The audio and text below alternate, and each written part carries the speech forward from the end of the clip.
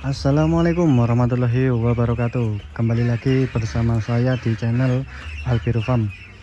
Jadi pada kesempatan video kali ini saya akan berbagi pengalaman mengenai penyakit yang menyerang bebek pada masa grower atau masa pertengahan. Oke. Jadi seperti ini ya rekan-rekan.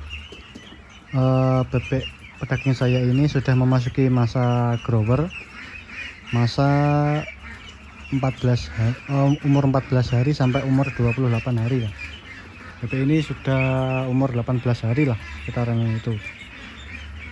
Jadi pada masa grower ini yang paling sering terkena penyakit ya rekan-rekan, terkena penyakit dan harus ekstra merawatnya seperti itu.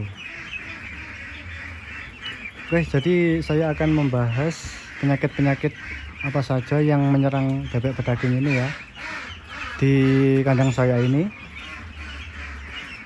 Sebenarnya seperti ini, penyakit yang ada di bebek itu pada masa grower ini dibagi menjadi dua ya. Yang pertama itu penyakit pernafasan, yang kedua penyakit pencernaan. Nah, seperti itu. Oke, kita bahas satu persatu dulu. Yang pertama penyakit pernafasan ya. Penyakit pernafasan ini sangat sering terjadi pada bebek usia pertengahan seperti ini, rekan-rekan. Ya, penyebabnya ya itu kandang yang terlalu bau atau amoniaknya tinggi, ataupun bisa juga dari bibitnya rekan-rekan. Tapi yang paling sering itu adalah manajemen kandangnya penyebabnya. Jadi bebek itu pilek, istilahnya pilek, atau istilah dalam dunia penyakit itu korisa. Itu sama saja ya, pilek, penyakit pernafasan. Ini pada bebek pedaging saya ini ada beberapa yang pilek ya rekan-rekan. Nah, ini bisa dilihat ya, saya mengamati itu ada yang kayak ngorok, cekrek gitu, cekrek seperti itu. Ini ya, ini penyebabnya ada manajemen kandangnya mungkin kurang kering ataupun bau amoniak yang tinggi. Itu sangat berpengaruh pada bebek ya, sehingga bebek ini ada yang cekrek, dan kalau sudah kena penyakit cekrek ini atau pilek ini, bebek akan sangat sulit untuk pertumbuhannya ya rekan-rekan, akan kalah dengan teman-teman lainnya pertumbuhannya, nanti menyebabkan bebek tidak seragam bobotnya. Jadi itu yang pertama penyebabnya, kandang yang terlalu bau amoniaknya tinggi. Dan solusinya yang pertama adalah memberikan antibiotik, dan ya ini kita harus membersihkan kandang dulu, menyemprot lah menggunakan disinfektan ataupun apa seperti itu, agar bebek ini kandangnya bersih dan nyaman, sehingga nanti penyakitnya akan hilang. Dan kita memberikan antibiotik ya rekan-rekan. Antibiotik yang biasa saya gunakan untuk penyakit ini adalah ini, mohon maaf sobek, amoksitin membasmi tuntas korisa. Nah, ini yang paling sering saya gunakan. Sebenarnya ada beberapa merek lain yang bagus, itu Doxerin Plus, atau yang agak murah Trimizin seperti itu. Tapi saya memilih ini, amoksitin, karena sudah saya coba ya, dengan menggunakan antibiotik amoksitin ini bebek cepat sembuhnya. Caranya bagaimana? Ya kita kasih via air minum boleh, atau ini biasanya saya menyampur air untuk pakannya ini, untuk pakan itu, agar bebek semuanya bisa meminum lah, seperti itu penyakit yang pertama pada bebek pedaging yang sering terjadi. Yang kedua, penyakit pencernaan ya rekan-rekan.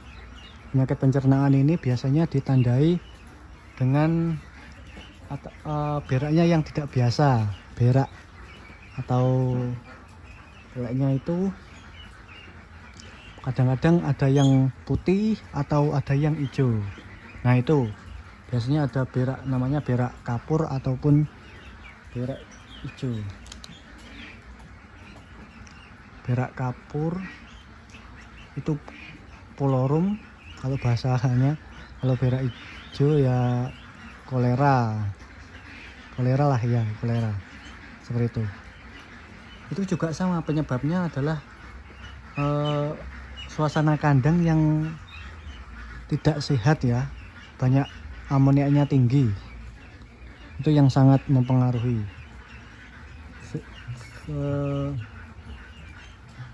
Mungkin juga penyebabnya lain adalah di pakan banyak yang tidak bergizi sehingga bebek kesulitan mencernanya. Nah seperti itu akan menghambat pencernaan bebek. Oke, itu. Jadi itu ya penyebabnya rekan-rekan. Dan solusi yang ada di kandang ini saya menggunakan merek Choleridin. Nah, ini obat kolera untuk unggas. Indikasi kolera CRD pulorum.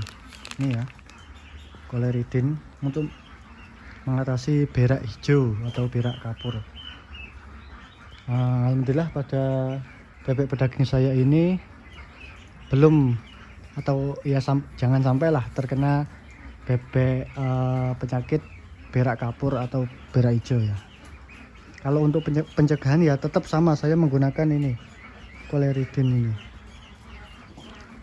Ini penyakit yang sangat mematikan ya rekan-rekan. Tiba-tiba nanti jika bebek sudah terkena penyakit berak kapur atau berak hijau, itu bebek biasanya lumpuh dan besoknya langsung mati. Nah seperti itu. Itulah. Jadi kita harus selalu mengawasi kandang ya rekan-rekan. Selalu mengecek kandang apakah bebek ini sehat. Jika kalau terkena penyakit langsung kita berikan antibiotik, seperti itu. Karena penyakit pada bebek ini sangat menular ya rekan-rekan, baik penyakit pencernaan ataupun pernafasan itu sangat cepat menularnya. Jadi kita harus selalu waspada.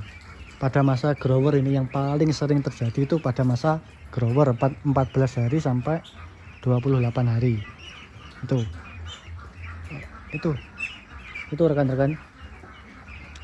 Jadi ya penyakit yang paling sering saya temui itu yaitu ada dua, itu pernafasan dan pencernaan. Itu mungkin ada penyakit lain ya, seperti terkena virus atau bakteri atau MD, flu burung, itu kan penyebabnya dari luar ya rekan-rekan, dari luar. Dan yang dari dalam ini ya ini dua itu yang paling sering terjadi.